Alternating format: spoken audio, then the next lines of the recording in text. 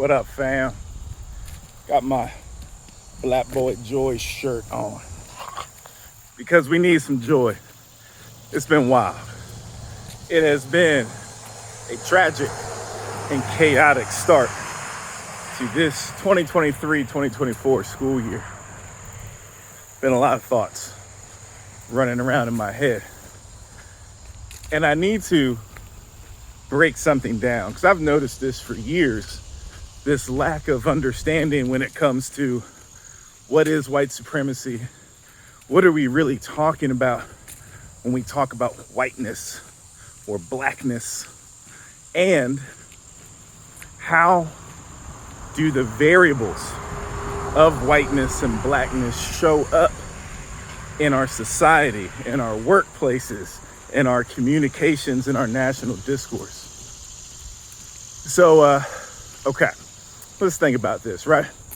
There was a tragedy, a shooting, a graduate student, a PhD student in physics at UNC who shot their PhD advisor. If you go on their Twitter, the student, the shooter who murdered that professor, if you go on that student's Twitter, you can see a lot of frustration with the expectations of grad school, the unfair expectations, the constant pressure, the lack of support. I am not validating that student's actions. They are horrific. They are tragic. My heart breaks for that family. That family has two kids the same exact ages as mine. I cannot validate that. Validate the actions of that shooter. No way. Won't even hypothetically do it. What I am saying is that there is a reason for everything, right? And you can see some of the triggers that this person was going through. Those demands upon students, whether undergrad or grad school, that their time is not important. The most important thing is their school, their work. And that importance is measured by productivity. Your only value is how much you produce, is how many publications you produce, how many studies you put together, right? And it wants more. That is capitalism. That is white supremacy. That is an aspect of whiteness. When we talk about whiteness, it doesn't mean white people, because people who are not classified, conditioned, racialized as white can also enact those elements of whiteness. What this is cultural manifestations from certain geographic locations, right? We say white supremacy. I've talked about this before. It's really the idea of taking the cultural norms of one group and saying that it is supreme to all others and all others should assimilate to that. And so it's the norms of whiteness defined by European countries, whatever, I'm lacking words right now, right? And we're saying that is supreme. That's not about people. It's not about white people, right?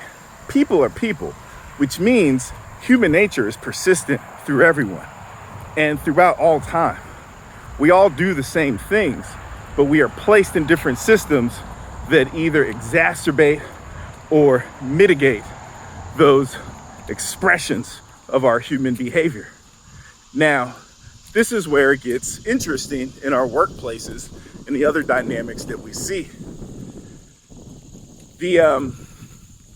This push that, hey, this bad thing happened, but we got to get back. We got to get back to work. We got to get back to school. Hey, y'all, I know that there is a tragic thing going on right now and we are sheltering in place, but we're safe right now. So, hey, here's the Zoom link for the class. Or while we're all in this room, I'm gonna try to continue instruction. Now, one part of that is that instructor, that professor, defaulting to what's comfortable to them, to what's familiar. In times of panic and stress and tragedy and chaos, we default into what we feel confident in, what gives us confidence, what gives us energy and power. If you're a PhD, you're a professor, your work, your teaching, you probably have some confidence behind that. So I'm not completely faulting them. It was a horrible and wrong decision to do. And it's not only the dynamic of whiteness, capitalism, white supremacy, it is also a coping mechanism. But when we are racialized to certain groups like black or white or whatever, and then we exist in certain systems, those behaviors we deviate to in those situations are those cultural norms, right? So saying, hey, even though that we're going through this experience and we're sheltering in place, we're locking down right now because there's an active shooter trying to kill people and did kill people, we're still going to teach. We still expect you to do this. That's inhumane.